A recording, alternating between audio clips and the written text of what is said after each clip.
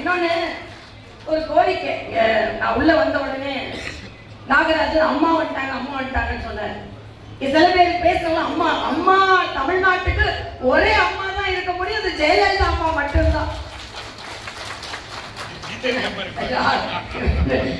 அக்கான்னு கூப்பிட்டா போதும், வயசுக்காக சொல்லல, ஏற்கனவே ஒரு அம்மா இருக்காங்க, அதனால அக்கான்னு தான் எல்லாரும் யூஸ்வலா கூப்பிடுவாங்க நாகராஜன் அவர்கள். அதனால அம்மானா ஜெயலலிதா அம்மா தான், ஒரே அம்மா தான் தமிழ்நாட்டுக்கு. அது மாத்திரம் இல்ல, நேற்று வந்து நாங்க ஒரு 20,000 பொதுக்கூட்டங்கள் ஆரம்பிச்சோம்.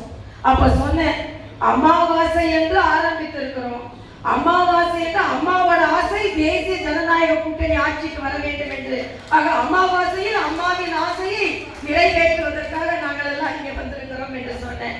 அதனால இன்று எல்லா உங்களோட பிரச்சனைகள் எல்லாவற்றையும் நாங்கள் தெரிந்து கொண்டு இந்த தேர்தல் அறிக்கை உங்களுக்கு ஒன்றே சொல்கிறேன். கனிமொழி அவர்கள் உங்கள் தேர்தல் அறிக்கை என்னன்னு கேட்கும் போது கதாநாயகின்னு சொன்னாங்க. ஏன்ட்ட கேட்டாங்க, உங்க தேர்தல் அறிக்கை எங்க தேர்தல் அறிக்கை அம்மா மாதிரின்னு சொன்னேன்.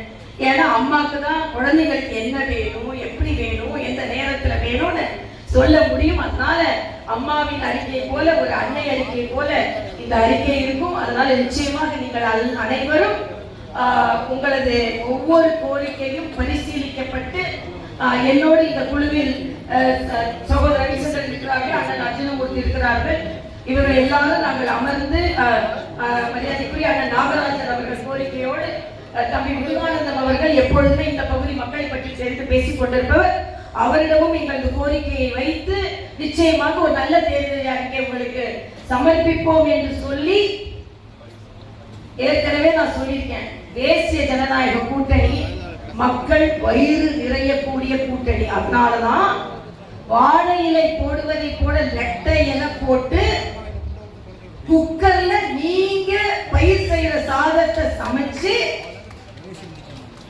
மாம்பழத்தோட பரிமாறுவதற்காக சைக்கிள்ல எடுத்துட்டு சென்று மக்கள் மனது தாமரை போல் மலரும் போல ரெட்டையிலே பரிமாறி உங்களை மகிழ்விக்க வருகிறோம் என்று சொல்லி உங்களிடம் விடைபெறுகிறேன்.